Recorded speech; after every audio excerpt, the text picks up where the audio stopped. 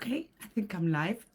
It's 7 o'clock here in Norway, Central European summertime, and it's been a while since I have been doing my regular Wednesday lives here on Facebook. So I'm not sure if anyone's going to be here when I talk now, or if you're going to see this as a recording later. I'm a little bit out of practice because I didn't do this for the past 5 or 6 weeks even. Time really flies. Because I've been ill. I don't know if you saw, but I tried to update everyone. I actually got a heart attack some weeks ago in the end of May. So I had to spend 8 days in the hospital, and yeah, I'm still on partially on sick leave, but I'm working 50% now. So I'm happy to be back. I can't see that there's anyone watching or any comments, but if you're attending later, please write to me in the comments and let me know that you're here and where you are. I am in Norway. Nordic Dog Center is located in Norway, but we have our teachers and students basically all over the world, covering all continents. So tonight I want to talk a little bit about finding a dog sitter. Because it's in the middle of the holiday season. I don't know what it's like in your country, but in Norway and mainly in Scandinavia, the whole of Scandinavia, we have July as the main holiday month. A little bit further down south in Europe, I think it's more common in July and August. But, well, I guess it depends on where you are. So, I'm also going to record, if you have signed up for our newsletter, this week I will send out a recording where I talk about having someone to make sure to have someone to care for your pets if you get sick, if you have to go away very, suddenly, if something happens, because that happened to me a few weeks ago. So I want to talk about that. But here, today, I want to talk about finding a dog sitter for when you are going on holiday. And I'll talk a little bit about my own experience as well. And this is purely, as most things I'm saying during these Facebook Lives, it's my personal opinion about things. It doesn't have to be your opinion, but it's mine. Maybe you can find some tips. Maybe I get you to think about things that you didn't think about before. Something like that. So a lot of people are going on holiday without their pets or their dog. We're talking about dogs. Some people have cats too, like I. So it's a bit more difficult when you have dogs and cats. I have one dog and one cat now. For many, many, many years, I had multiple dogs. I had up to 8 dogs and cats. So I always were looking for someone to come and stay in my home, because that was easier and better for my animals than they moving out from the home. And I still prefer that, to have someone coming into my home, sleep in the guest room, and just spending time here, instead of moving my animals to someone else's home. So that's an option you might want to consider.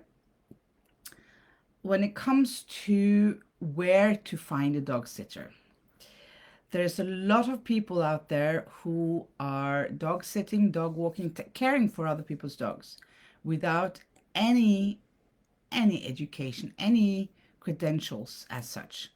And that could be fine. That could be fine. Some of my best dog sitters have been younger people who never went to a dog trainer school or did a course in behavior or anything. To me, that is not important. And to me especially, I do not want the dog sitter to train my dogs in anything.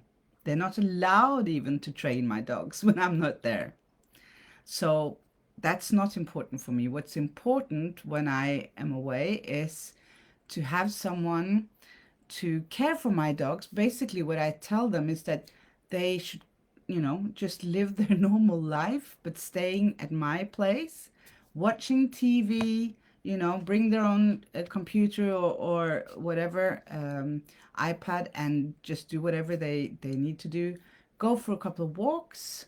Now, I'm lucky to have gardens, in my house here, fence gardens. So, of course, they have to let the dogs in and out as the dogs are pleased when they want to, and then go for walks with my dogs and be nice to them and be kind so they can keep their routines, the dogs. And you don't, in my opinion, you don't need to have an education to do that. What you have to have is a personality and the empathy and the understanding of dogs that I reason with. Okay, so that's where it's, difficult to find someone for me because I have my own ways of doing things. But in all fairness, think about what you need, what your dog really needs when you're away. Okay? Uh, Probably not training, maybe just being cared for. So I would never trust someone I haven't met before. And I would like my dogs to meet the person as well. So before you leave on holiday, then I would definitely make sure that I have visited the person. If my dog is going to stay at the dog sitter's place, I'm taking my dog to his or her place.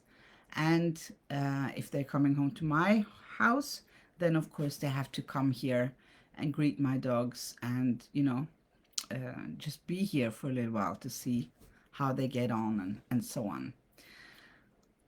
So if you're going away on a 1 week or 3 week holiday, I would definitely spend the time and money to have my dog at the dog sitter's place, if that's the case, for one night before you leave.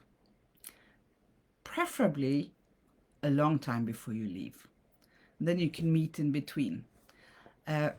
Because, number one, if you're not happy with the dog sitter, then you have a chance to find a new one before you have to go. And secondly, of course, because the dog should be familiar with the place he or she is going to when you're going away.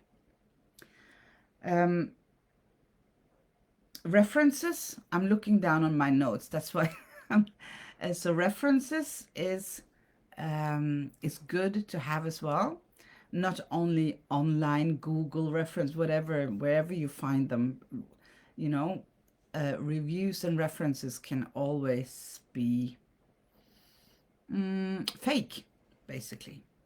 So to make sure, I would actually ask for a phone number for someone else who have taken care of, who has used that person as a dog sitter, called them up and asked for references. So also check insurance, what your insurance cover. I don't know what it's like in your country. I have no clue. I only know about Norway. So if maybe your dog sitter needs her own insurance, that might be the case.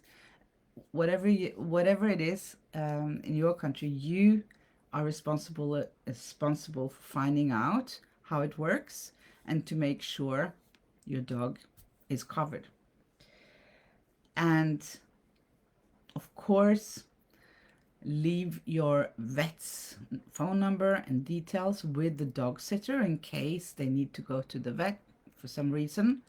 And that would be, of course, always the best if you use the same vet, if you have a regular vet that knows you and your dog. And if you don't have that, I would just, make sure to leave the contact details of any veterinary clinic that I would trust.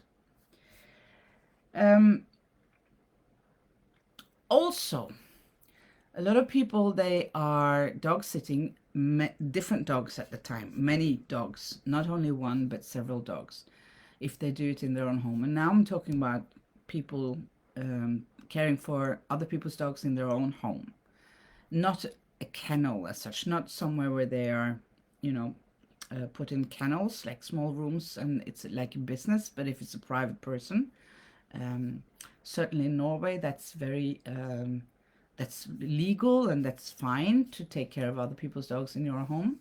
So make sure that the dogs that your dog is going to stay with, that they go along well. Um, how you can make sure of that, I don't know, it depends on the situation, but just think, about these things before you leave your dog with someone else. Imagine if your dog is spending 3 weeks in a house, which is not his or his house, with other dogs that they don't get along with. That's not a nice holiday for your dog. So make sure that they go well together. And if there are many dogs together, I would definitely also, make sure that the dog sitter know a thing or two about behavior.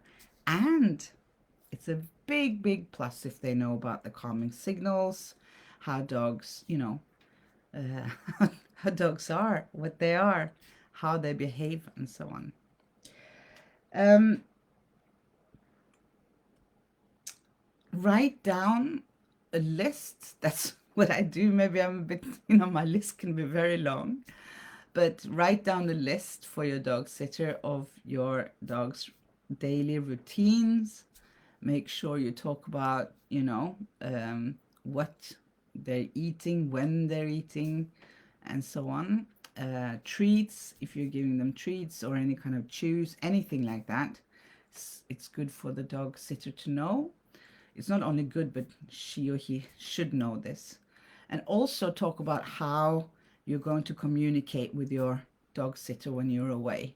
Are you going to get daily updates? Will he or she send you a film of your dog, on your mobile, or whatever you decide? Make sure that you know this before you leave your dog with the person and you go away, so that you know what to expect, because we can be a bit, crazy dog people sometimes when we have to leave our dogs with someone else. Um, Also, I would, if my dog is not staying at home, I would of course bring one of the beds or blankets or even both, with the dog, so they have some familiar smells from home. Also, the same kind of food that they get at home, so they don't have to change their diet when they come to a new place. That could cause, some trouble, some stomach trouble maybe for some dogs, even if they have to change their diet. And for some dogs, it's stressful to move to a new place. They don't know, they don't understand when we tell them that we're coming back, so they don't know this. So it can be stressful for your dog. Um, Let me see on my list. Bring your dog. Well, I'm almost at the end of my list now. So I think my personal opinion is always that the best thing for my dogs is to be able to stay at their home and I bring someone into their home. So I have someone sleeping in the guest room. Of course, it's a person you have to trust, so you need to get to know them a little bit. You need to find some references, and so on. And then to discuss all the details before you leave on holiday. And one important thing is always um, to do this early on. It's July, the beginning of July now. I already see Facebook full of this posts saying, "Oh, can please someone help me? I need a dog sitter. I'm going on holiday in 1 week or 2 weeks, whatever." Happens very quickly, and or a family member promised to take care of the dog, and now the family member changed their mind. Something happens. So, summertime, big holiday time, is the worst time ever to find a place for your dog. So be early, so you don't end up, in desperation just putting your dog into a kennel or something that might have something available. If you talk to people who do kennels as a business when for taking in dogs when they are on holiday, they are fully booked a long time before the summer holidays fully booked. So it's very difficult to find something last minute during the holiday season. So be early and make sure that your dog will meet the dog sitter before you leave them alone, both for your own benefit so you can see how they're interacting with your dog, and of course for your dog's benefit as well, to get to know the person. Yeah, that's it. There are no comments or questions. Like I said, I don't know if anyone is watching because I've been away for so many years and not weeks, not years, but weeks. And Facebook is funny with its algorithms. If you're gone for a little while, then they're not showing this to anyone. So we'll just see how it goes. I am planning to come back every Wednesday at 7 p.m. Central European Time. So the recordings will be here. You can watch the recordings always afterwards. We have recordings of all the previous Facebook Lives. If you go to the menu on our Facebook page, click Media and then Videos. Everything is there. And one last thing. I don't know if I want... It's no questions for me about this, but again, my personal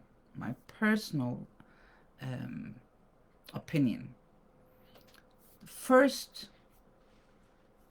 of all, my first what I wish for is a dog sitter to come and stay at my home, the dog's home. If that is not working out, then my dog is going to their home. That's the second opinion. And not opinion, but second option. And if it's going to someone else's home, I want to know exactly who else is going to be there. If it's their own dogs and they know each other, it's perfect, you know. But if there are some dogs that you haven't met before, I'm not sure. I would ask a lot about the other dogs. I would actually really would like to meet them with my dog before I left them there. And once in my life, I used a kennel. In Norway, we call them kennels, the places that you put your dog in if you're going on a holiday with the boxes and, you know, where they can run outside. It's like a business, like a dog hotel, if you want. There are many different kind of dog hotels. I once used it many years ago. I had 5 dogs and I had to go with work. I was teaching then at university and I didn't have a choice. They sent me to a different country during the week for 2 days. I had to attend some meetings. So I had to put my dogs in a kennel. And then I found the smallest kennel, the smallest, that had no bookings because it was during the week. So I rented the whole thing for my 5 dogs. But it was because I had 5 dogs. It was perfect. I think it had like just 8 or 9, you know, places. So I was happy to pay for them all to have that to themselves. And that was kind of an emergency for me because I didn't know that I had to travel and I just had to do it. It wasn't my choice to do it. I asked, of course, not to have to travel, but yeah, I had to do it. If you're taking your dog to a kennel like that, for sure, go and visit it and don't just stay in the reception. I would see everything in that kennel. I would see how the staff interact with the dogs. I would see as much as I could, you know. There are good places and bad places and anything in between. So a lot of people, they don't know that. They're quite naive, I would say. And just, you know, the reception area might be very nice and the people in the reception, but do you really know what? Yeah. So I've had clients and even family members who have just, you know, taken their dogs to kennels like that and just left them in the reception area where they were told they weren't even allowed to go and see the rooms the dog were in. And they thought that was, normal. So they didn't think about that. They just said, okay. But if someone told me that I was not allowed to see the room my dog was staying in, I would never ever leave my dog there, of course. And neither should you. So, with that, of course, the very first option is to take your dog with you when you're going on holiday. Yeah. I I think your dog deserves to be with you on your holiday. Yeah, absolutely. But if you can't, if you absolutely have to go somewhere without your dog, then these are my tips. Okay, since there are no questions, no one really interacting today, I'm just going to finish. I've been talking for 25 minutes already. I can do that to myself, no problem. I'll see you next week on Wednesday at 7. That's Central European time. If you Google time and date or just time converter or something like that, Google anything about time. There are many time converters, and then you can plot in Norway and then your own city, and then you can find out what the time is where you are. And if you can't make it live, then you can see the recordings. So I'll see you next week, and I wish you all a nice holiday with your dog. Bye.